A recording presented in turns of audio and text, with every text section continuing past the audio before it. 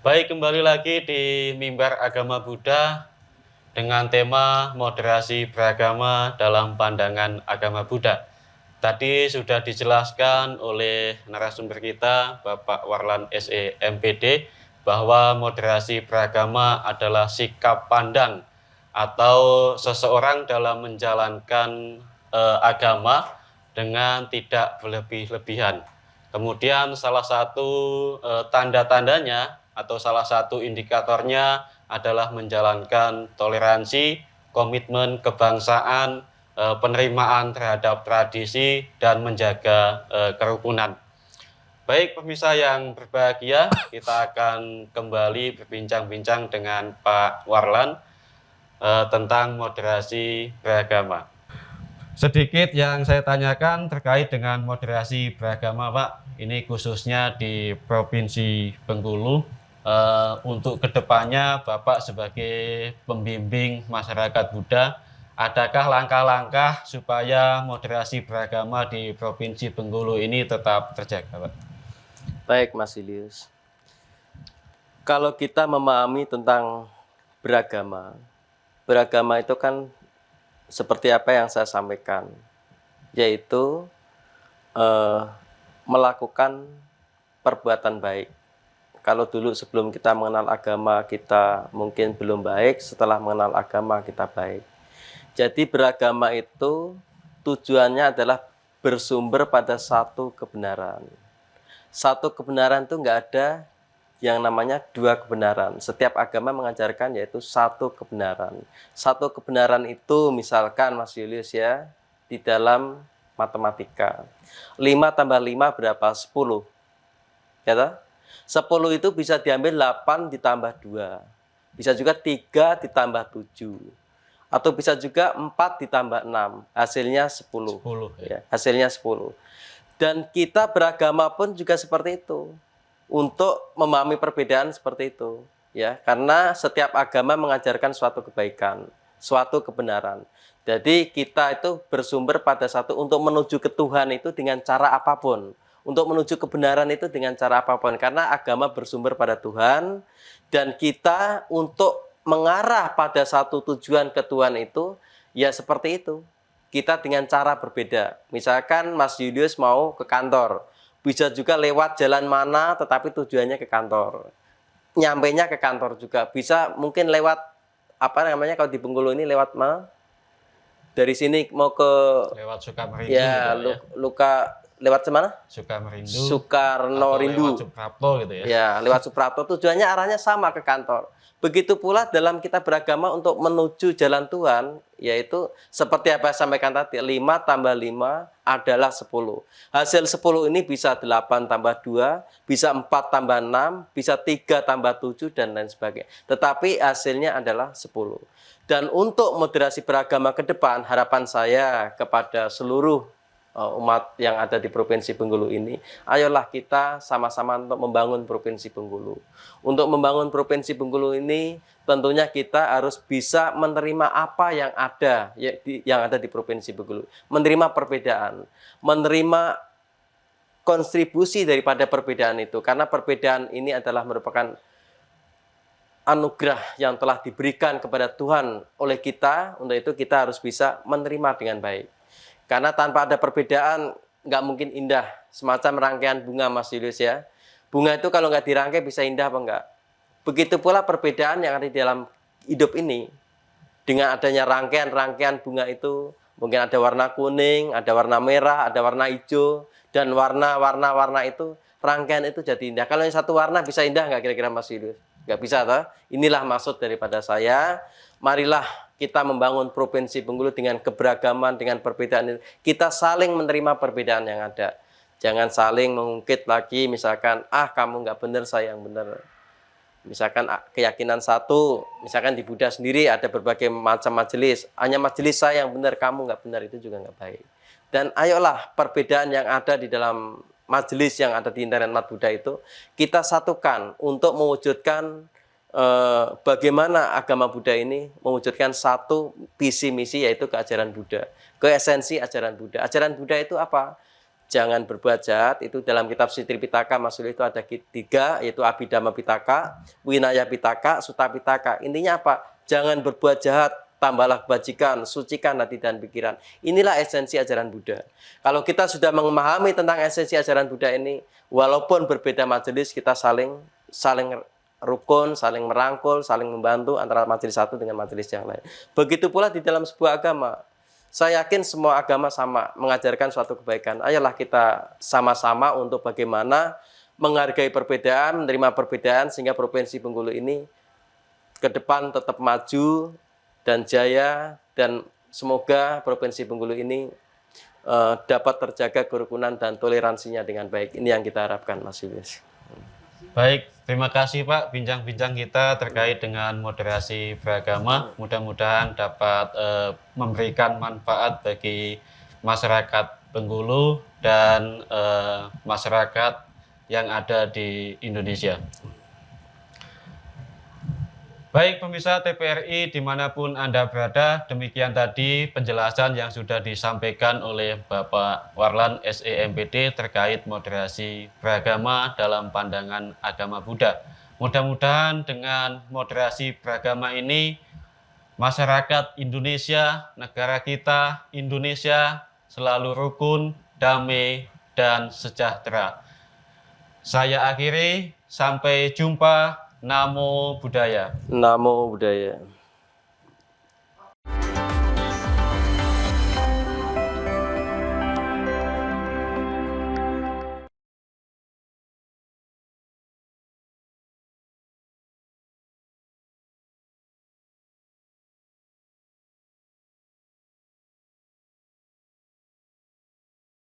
Baik, kembali lagi di Mimbar Agama Buddha dengan materi moderasi beragama dalam pandangan agama Buddha. Tadi sudah disinggung oleh narasumber kita tentang pengertian moderasi beragama. Jadi moderasi beragama itu adalah praktek beragama yang tidak berlebihan gitu Pak ya. Yeah. Kemudian kenapa kita harus melaksanakan moderasi beragama Pak? Ini kalau kita lihat Indonesia ini kan sudah cukup rukun, cukup damai. Lalu apa pentingnya moderasi beragama ini Pak? Ini kadang-kala orang salah kaprah, seolah-olah moderasi beragama itu agama yang dimoderasi. Bukan seperti itu Mas. Yang dimoderasi adalah mindset, pola pikir manusia yang beragama. Ini yang dimoderasi. Kenapa? Yang seperti saya katakan tadi, kalau agama itu belum mencapai tahapan tertentu, ya, seperti yang saya ceritakan tadi, pariyati, patiweda, pati-pati, itu yang pariyati nih kebanyakan disinggung agamanya sedikit aja gampang ngamuk. Tapi kalau sudah patiweda itu dia nggak akan seperti itu. Dan itu agama itu memang perlu ada tahapan-tahapan seperti itu. Mohon maaf ya, ini dalam Islam itu ada syariat, torekat, hakikat, makrifat. Itu ya memang seperti tahapannya seperti itu. Kalau sudah tingkat torekat, hakikat, apalagi makrifat itu ya saya yakin biasa-biasa aja, nggak ada yang kata ketersinggungan dan lain sebagainya macam. Dan intinya yang disampaikan Mas Julius tadi, yang dimoderasi itu adalah mentalitas atau mindset, pola pikir manusia yang beragama, sehingga pola pikir dari orang itu bisa merubah. Agama itu tujuannya apa sih? Agama kan dari kata a dan gama.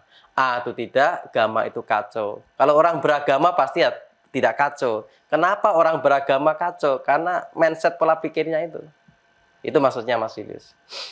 Baik, jadi urgensinya Pak ya. Yeah. Urgensinya kita melaksanakan moderasi beragama adalah supaya hidup kita itu tidak kacau. Iya, ya. Karena agama itu kan memiliki tujuan, yaitu merubah dari yang tadinya belum mengenal agama, itu misalkan sering marah, ya, sering uring-uringan, tapi setelah beragama, kemarahan itu bisa dikendalikan.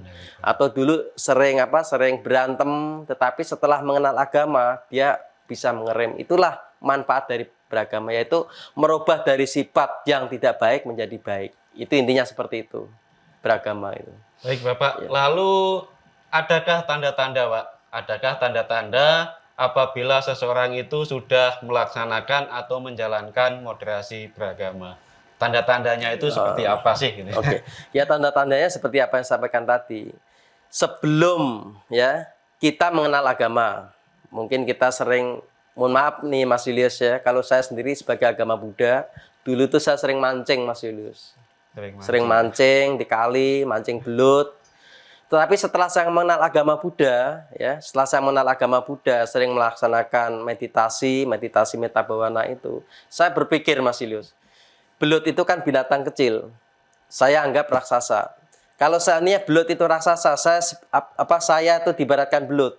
Bagaimana kalau saya makan makanan yang diumpanin belut, langsung tak tarik seperti ini, pancing, rasanya seperti apa? Intinya apa? Intinya yang saya sampaikan tadi, kita sebelum mengenal agama itu mungkin kita sering melakukan hal-hal tindakan yang kurang baik, tapi setelah mengenal agama kita melakukan suatu kebajikan. Sebelum dimoderasi ya mungkin kita belum paham kan begitu toh. Tapi setelah ada moderasi kita paham tentang apa arti daripada moderasi itu. Apa arti keberagaman itu. Karena kita memang harus bisa menerima Mas Yulus, menerima perbedaan yang ada. Kenapa kita harus katakan seperti itu? Diri kita sendiri berbeda kok. Iya apa enggak? Dari tinggi kita kurang lebih mungkin 170 cm dari bawah, dari rambut ujung kaki kita berbeda. Kuping, mata, hidung, telinga, itu udah berbeda. Fungsinya pun berbeda. Apa yang sama? Ada nggak yang sama? Di dalam dunia ini nggak ada perbedaan. Yang penting kita bisa menerima perbedaan itu. Itulah kunci daripada yang saya sampaikan tadi. Iya. Baik Pak, terkait dengan moderasi beragama, apa pesan khusus dalam agama Buddha terkait dengan moderasi beragama? Atau ada suta-suta atau ada ayat khusus gitu terkait dengan moderasi beragama ini? Oke, terima kasih Mas Julius. Untuk suta yang tentang moderasi beragama ini, ya kita sebenarnya di dalam Dhammapada itu sudah dijelaskan yaitu kalau nggak salah di dalam Dhammapada ayat 168, kebencian tidak akan berakhir dibalas dengan kebencian. Kebencian akan berakhir bila dibalas dengan kasih sayang. Intinya daripada ayat ini, marilah kita bersama-sama untuk mencintai semuanya, karena kita apalagi sesama manusia, sesama ciptaan Tuhan, ya tentunya kita harus saling mengasihi di antara satu dengan yang lain. Kita saling mengasihi ya, gitu Pak. saling intinya, mengasihi. Pak, ya. Saling Ya, mengasihi. Kita tahan dulu ya. Pak. Kita akan kembali tentunya setelah tayangan iklan berikut ini.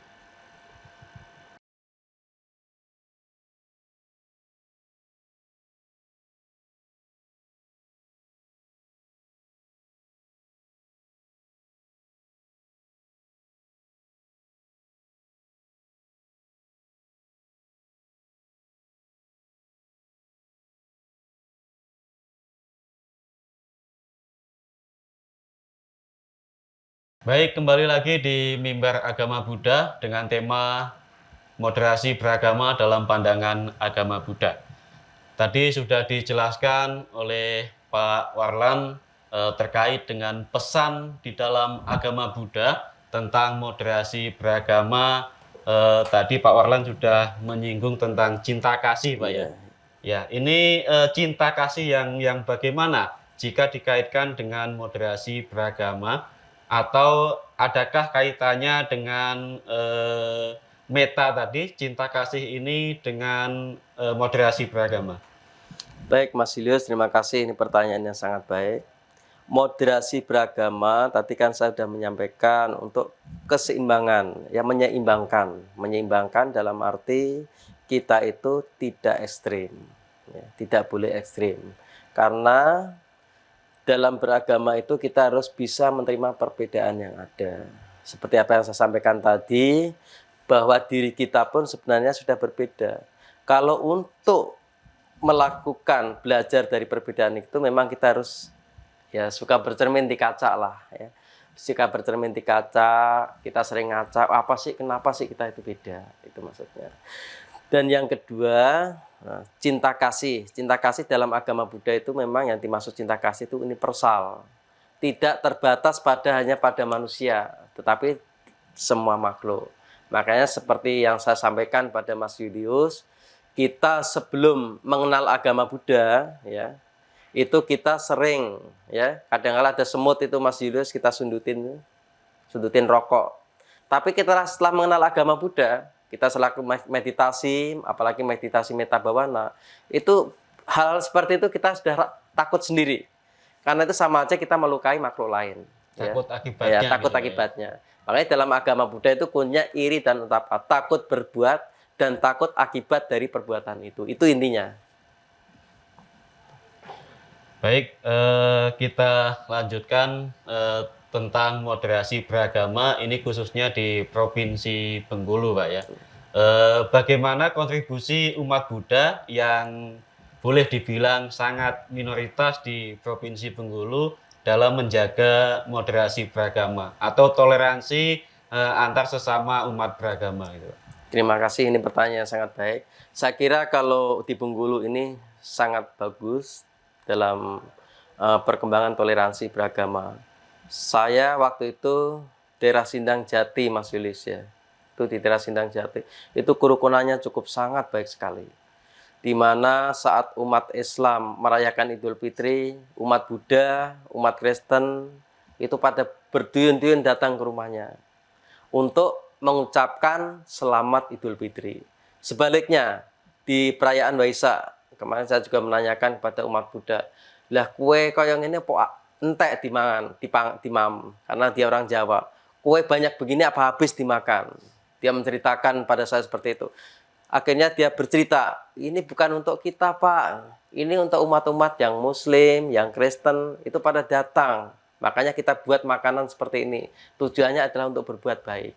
Ini kerukunan kalau di Bengkulu ini sangat baik sekali. Bahkan di daerah Sindang Jati itu ada namanya desa Pancasila yang seperti saya sebutkan tadi, kerukunannya sangat luar biasa. Bahkan di agama Makmur itu sekarang ada juga namanya desa kerukunan, itu juga kerukunannya sangat luar biasa. Saya kira kalau di Bengkulu nggak ada masalah. Dan untuk hal yang sangat luar biasa kemarin waktu COVID-19 Mas Yulu, saya salut kepada umat Buddha, berduyun-duyun nyumbang ya, menyumbang bantuan kepada ya orang yang membutuhkan. Saya sendiri melihat sendiri dan terjun langsung ke sana dan membantu dari rumah ke rumah, door to door Mas Yulus. Itu membantu bagaimana supaya yang terdampak pada COVID itu bisa terbantu. Ini sangat luar biasa. Dan bahkan juga kemarin dari umat Buddha, dari majelis juga membantu teman-teman kita yang di Kanwil kalau nggak salah ya, yang honorer. Itu juga luar biasa sekali. Dan apalagi yang dirasakan oleh teman-teman dari honorer. Ini sangat luar biasa sekali. Untuk kerukunan saya kira nggak diragukan untuk di Provinsi Bengkulu, Mas. Terima kasih. Jadi toleransi umat Buddha di Provinsi Bengkulu ini sudah cukup tinggi. Ya, sudah cukup tinggi, bahkan baik, sangat tinggi ya. Bahkan sangat tinggi ya. Ya. Tadi di desa Sindang Jati, ya? Sindang Jaya. Sindang Jati, Sindang Jaya sudah mendapatkan desa Pancasila. Mendapatkan salah satu boleh dibilang desa kerukunan atau desa Pancasila gitu. Iya. Lalu harapannya Pak? Harapannya dalam meningkatkan moderasi beragama ini apa yang akan kita lakukan supaya kerukunan umat ini tetap terjaga? Saya selalu mengingatkan, terutama pada ketua Permabudi, ketua Majelis Agama Buddha yang ada di Provinsi Bengkulu, jaga kekompakan dan kebersamaan. Ini yang selalu kita sampaikan setiap kali saya datang berkunjung ke daerah-daerah, baik kabupaten kota, mari kita jaga kebersamaan dan kekompakan. Apalah artinya kalau kita nggak bisa menjaga kekompakan dan kebersamaan. Bahkan saya juga sering menyampaikan kepada beliau, Warlan ini di Provinsi Bengkulu nggak ada apa-apanya Mas Yulus, tanpa didukung dari majelis yang ada, tanpa didukung dari penyuluh yang ada, tanpa didukung oleh guru-guru yang ada. Warlan ini nggak ada artinya. Saya senang sekali karena selama ini kekompakan dan kebersamaan, bahkan program-program yang ada di Mas Buddha dapat berjalan dengan baik. Saya bersyukur dan semuanya dapat kita laksanakan dengan baik. Ini kunci suatu keberhasilan adalah kekompakan dan kebersamaan. Itu intinya, Mas. Baik, terima kasih Pak. Pemirsa TPRI dimanapun Anda berada, jangan kemana-mana, kita akan kembali setelah iklan berikut ini.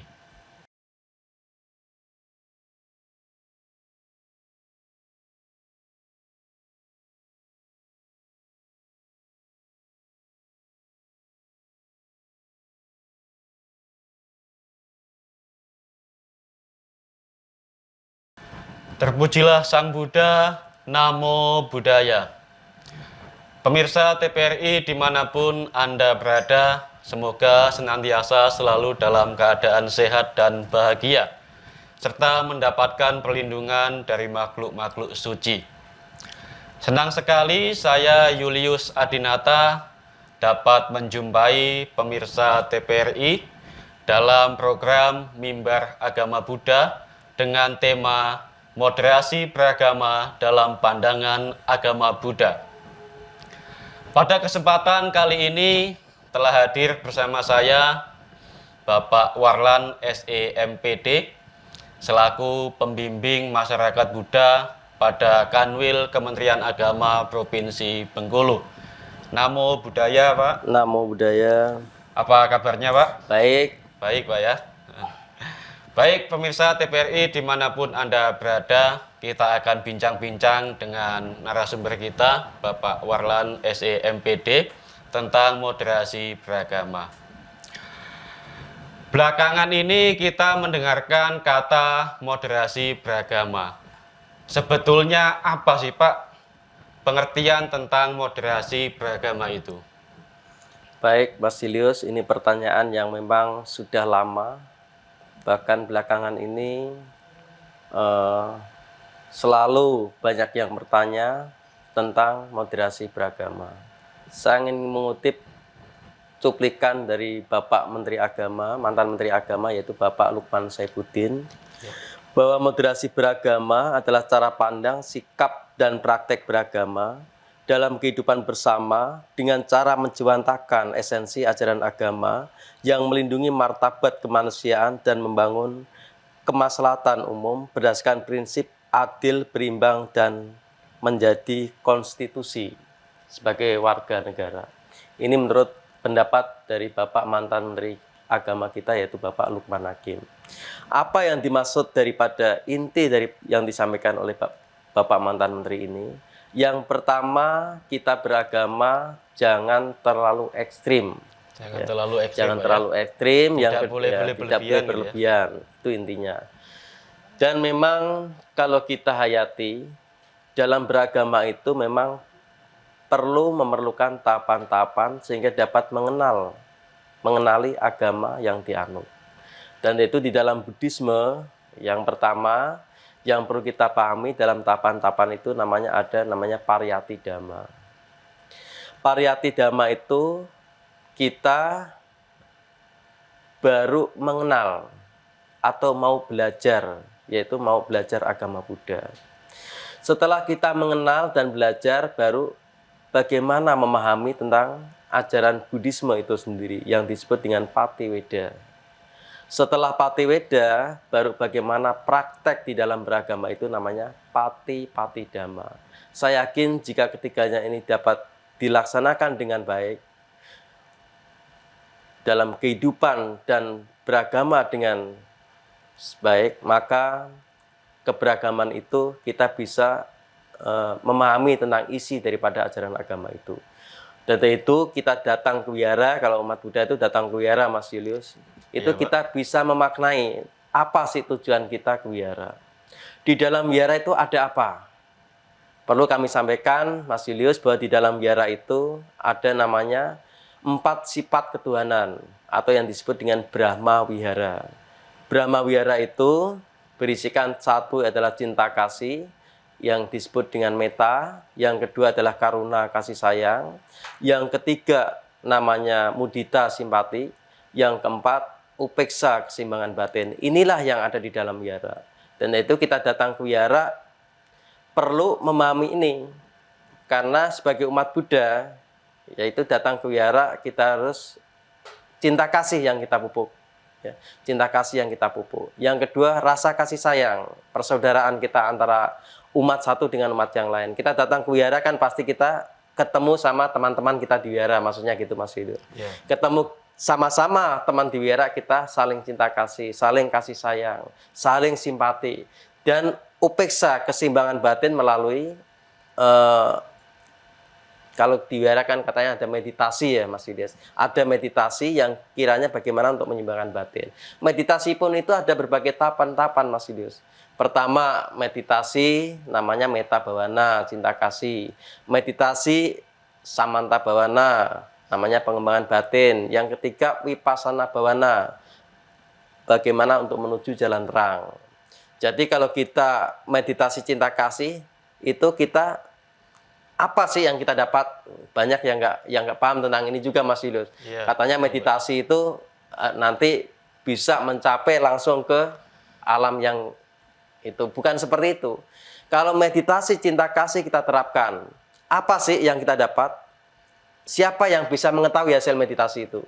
Yang bisa mengetahui hasil meditasi ya kita. Iya. Ya. Baik, kita tahan dulu Pak. Sepertinya ini adalah sangat seru. Kita akan kembali setelah pesan-pesan iklan berikut ini.